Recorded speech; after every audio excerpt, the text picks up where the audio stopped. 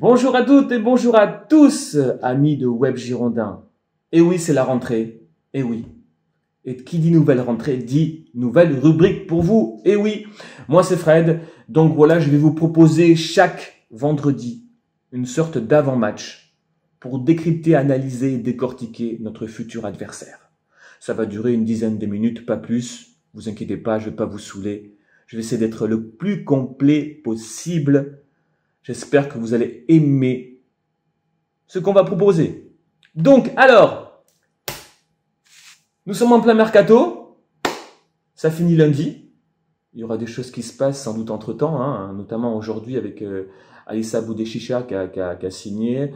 J'ai pas encore la notification de Youssef Aïd Benasser. C'est peut-être pas loin. Pour l'instant, j'ai pas. Donc, nous, ce qui va nous intéresser, c'est notre prochain adversaire, c'est l'Olympique Lyonnais. Oui, parce que nous nous déplaçons au Parc OL, chez l'Ogre Lyonnais, la très forte équipe lyonnaise, pour un gros match, le premier gros choc, pour voir si vraiment on peut rivaliser encore avec cette grosse armada lyonnaise. Donc, le match se déroulera samedi à 17h30. Important, pourquoi? Parce que nos amis lyonnais ont joué, eux, mardi. Donc, leur temps de récupération sera moindre. Ça peut être un avantage ou pas. On ne sait pas parce que maintenant, les athlètes peuvent répéter les efforts. Et en plus, hein, il y a quand même un banc à Lyon. On verra que le mercato a bougé de leur côté. Donc ça peut être un avantage bénéfique. J'espère. Alors, où ils en sont, ces Lyonnais? Qu'est-ce qui s'est passé cet été? Il y a eu des départs notoires, des gros départs de stars. On va commencer par Nabil Fekir, qui est parti assez, on va dire, bizarrement, du côté du Betis Séville, pour simplement 20 millions d'euros. Alors, je ne sais pas, peut-être que la ville sévillane lui plaisait. Il a amené son petit frère, d'ailleurs, avec lui dans ses bagages. Comme ça, il ne sera pas dépaysé. Tanguy Ndombele est parti, lui aussi, l'international français, pour 60 millions d'euros à Tottenham. Ferland Mendy, international aussi, latéral, est parti au Real Madrid pour 48 millions d'euros. Et il restera qui? Il restera Jérémy Morel, qui est parti lui gratuit du côté de Rennes. Et Jordan Ferry, 2 millions d'euros à Montpellier, que l'on a vu il n'y a pas longtemps au Matmut. Et puis Owusu, le jeune Owusu que l'on ne connaît pas trop, qui est parti en Belgique pour 1 million d'euros. Voici pour les gros départs. Il y a de l'argent qui est rentré dans les caisses. Les arrivées, la plus notoire à 25 millions d'euros, c'est Jeffrey Adélaïde. On le connaît parce qu'il nous a fait mal à Angers. À 24 millions d'euros, le Danois Andersen, Joachim Andersen, qui vient de la Sampdoria de Gênes. À 22 millions d'euros, le Lillois Thiago Mendes. Ensuite, il y a à 9 millions le Lillois Koné. À 8 millions, le Brésilien Jean Lucas.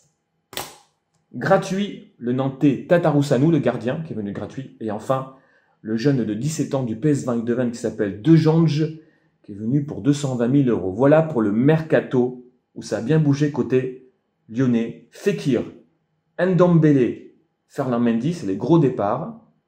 Les bonnes arrivées, Reine Adélaïde, Andersen, Koné, Thiago Mendes et Jean Lucas. Voici les arrivées du côté de Lyon. Ces Lyonnais, donc, qui jusqu'à présent ont fait un début de parcours assez fracassant. Victoire à l'extérieur à Monaco, 3-0. Victoire chez eux face à Angers, 6-0. On s'est dit, et là, c'est normal, hein, on s'est dit, ils vont rivaliser cette année avec le PSG. C'est possible, hein, c'est possible. Mais ils ont déjà eu un couac. Le couac s'est passé mardi à Montpellier où ils ont perdu 1-0. Avec une équipe montpelliéraine, on connaît assez costaud, qui est assez agressif sur le porteur de balle, et qui a réussi à déjouer les Lyonnais, avec une expulsion en plus à la clé. Malgré cette défaite, c'est une grosse équipe, c'est une grosse armada. Il va falloir être au top de notre côté, du côté des Girondins. Mais par rapport au passé, on n'a pas à rougir. Je vais vous expliquer pour toi. Enfin, pas pour toi, mais pourquoi. Déjà, la saison dernière, on a fait 1 partout, avec un but de Cornelius. Oui, Cornelius. La saison d'avant, en 2017, 3 partout, le sacré 3 partout, le magnifique PAM canon lunettes de Malcolm, qui avait fait un doublé ce jour-là avec l'expulsion de Darder. On avait eu chaud. Et en 2016, on avait même gagné là-bas, 3-1. Et même Grégory Serti qui avait marqué. L'expulsion de Gonalon. Et oui. 3 derniers matchs, on n'a pas perdu. Faut remonter en 2016, où on a pris un 3-0 avec un doublé de Lacazette. Ça remonte, les gars. Alors, on a peur de partir à Lyon? Ah non, pas moi. Bon, bref. Faut pas non plus partir fleur au fusil, hein, parce que là, cette année, ils ont peut-être des objectifs élevés. Comment joue cette équipe? Comment joue cette équipe lyonnaise? Ben, c'est pareil. C'est pareil, que ce soit à domicile ou à l'extérieur, ils ont prôné la tactique du 4-3-3. C'est pareil. 4-3-3, et dans les 3 premiers matchs, c'était les mêmes joueurs alignés à chaque fois. Ça ne change pas trop. Je vais vous montrer les joueurs qu'il y a. Ici, voici la composition de l'équipe. Le plus souvent alignée par Silvinho, qui vient d'arriver au club aussi, avec Juninho. Le 4-3-3, que vous voyez là. Donc, vous voyez bien, j'espère. Je pense que oui. Dans les buts, vous avez Anthony Lopez, toujours présent. À droite, Léo Dubois, qui a été appelé en équipe de France. Défense centrale, le nouveau Danois Andersen et le capitaine belge Denayer. Ici, c'est Youssouf Koné, d'habitude titulaire. Mais comme il a été expulsé à Montpellier, il ne sera pas là face à nous. Et ce sera Kenny Tété qui sera normalement aligné, puisque les autres remplaçants, que ce soit Marsal ou Raphaël, sont blessés. Donc Kenny Tété va sans doute rentrer en jeu, remplacer Koné. Ici, Thiago Mendes, bon porteur de balle, de même que Oussem Aouar, attention, porteur de balle, ça c'est la qualité ici au milieu de terrain. Et Lucas Toussard, qui est maintenant souvent titulaire, pour un peu mettre du costaud au milieu. Là où c'est le point fort aussi, le trio d'attaque, Bertrand Traoré d'un côté, Memphis Depay, le néerlandais de l'autre, et la pointe Moussa Dembélé, qui peut nous faire vraiment du mal. Voici le 4-3-3, qui est toujours utilisé par Silvinho, avec les mêmes joueurs. Alors, à l'heure où je vous parle, je n'ai pas les groupes de joueurs, parce qu'il arrive toujours un peu tard, et la vidéo, je la fais maintenant. Donc, avec le match qu'ils ont eu mardi, c'est pas sûr que cette équipe sera cette équipe type. Il va peut-être faire tourner, avec notamment peut-être la rentrée de Terrier, peut-être la titularisation de Cornet, peut-être la titularisation de Jean Lucas ou de Reine Adélaïde. Aïe, aïe, aïe. Mais en tout cas, quoi qu'il arrive, ce sera toujours le 4-3-3. Tout le temps, tout le temps, tout le temps. Ces joueurs-là, ben voilà, on les connaît. Andersen, lui, il vient d'arriver en défense centrale. Jusqu'à présent, il a fait 2 bons matchs, très bons matchs, hein, face à Monaco et face à Angers.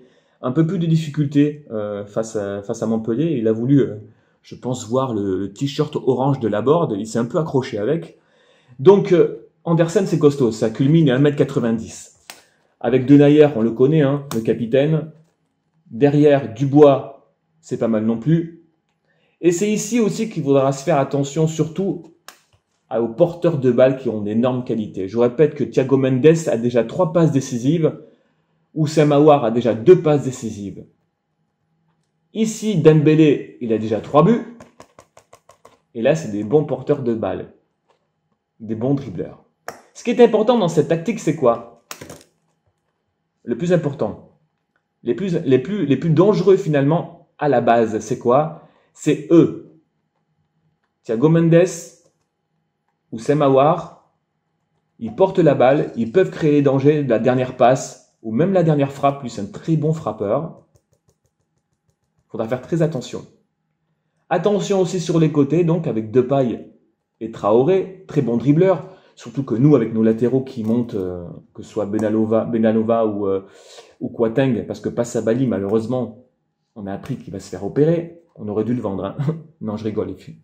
Donc voilà, ça se passe comme ça. tac, tac, tac. Traoré, Dembélé, Depay, le trio d'attaque. Alors, ça peut être changé, hein, je vous le répète, hein, par rapport à ce qu'ils ont joué mardi. Alors, ça m'étonnerait que le trio change, là. Mais là, ça peut peut-être un peu changer. Peut-être Reine Adélaïde va venir au milieu. Peut-être Cornet, peut-être Terrier. On ne sait pas. Mais la tactique ne changera pas. Faut savoir que pour l'instant, dans les 3 journées du championnat qui se sont déroulées, Reine Adélaïde est le meilleur dribbleur par match. Meilleur dribbleur, les dribbles réussis. Il est premier au classement pour l'instant. Alors attention à lui, très très bon dribbleur qui peut créer vraiment du danger. Là où ils ont eu une arme forte aussi, la défense centrale, c'est costaud. Et en plus, c'est un des meilleurs passeurs. Ils ont 86% de passes réussies, les deux là. 86%. Donc c'est pas mal. Ça va relancer. Ça va relancer bien.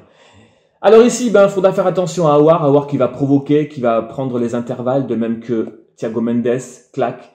Il va falloir que nos milieux de terrain, que ce soit Otavio, Basic, que ce soit, je sais pas moi, Tchouaméni, soit costaud, avec peut-être des replis défensifs de Préville ou autres. Et puis surtout que nos milieux, nos arrières latéraux, fassent attention à Traoré et Depay qui peuvent vraiment partir dans le dos. Voilà. Faudra être costaud, faudra aller les chercher. Surtout eux. Et surtout eux. Faut pas les laisser jouer. Voilà les gars. Ce sera ça, la composition d'équipe. Ou presque. La tactique sera celle-là en tout cas. 4-3-3. Intéressant, non? Alors, qu'est-ce qu'on pourra dire sur cette équipe donc? Encore d'autres. C'est que ils ont des objectifs élevés, objectifs très élevés, Ligue des Champions, ils sont qualifiés, ils veulent la jouer chaque année, mais ils sont obligés quand même à un moment donné de faire tourner avec toutes ces compétitions. Donc ça peut un peu peut-être dénoter. Et on va peut-être le voir ce samedi, on l'espère. Peut-être que des Jean Lucas, peut-être que des Reine Adélaïde finalement n'a pas encore pris ses repères du côté de Lyon. On l'espère et il va peut-être avoir un peu de mal à s'acclimater. On espère aussi. Voilà les amis. En tout cas, j'espère que ça vous a plu cette vidéo, que ça a été complet un peu sur l'Olympique Lyonnais. J'espère que on va faire un bon déplacement, ce qui serait bien, un petit match nul serait sympathique, une victoire serait magnifique. Mais moi j'y crois, moi je pense que c'est possible. Je pense que c'est possible. Parce que là on est là nous, on est là, on restera supporter malgré tout ce qui peut arriver au club, on est là. Et Web Girondin, on aime les Girondins. J'espère que vous suivez toutes les émissions, les rubriques sur Web Girondin, n'hésitez pas à partager, à liker, à nous aimer, parce que nous, on aime le foot, on aime les Girondins, on fait ça avec le cœur. On veut vous proposer certaines choses nouvelles. Et puis, voilà. N'hésitez pas à faire vos commentaires, à voir si vous avez aimé cette petite vidéo, et puis cette rubrique. Et puis, on reviendra pour vendredi prochain. Voilà, les amis, je vous embrasse. Allez Bordeaux, on est là, et on va les gagner à Lyon.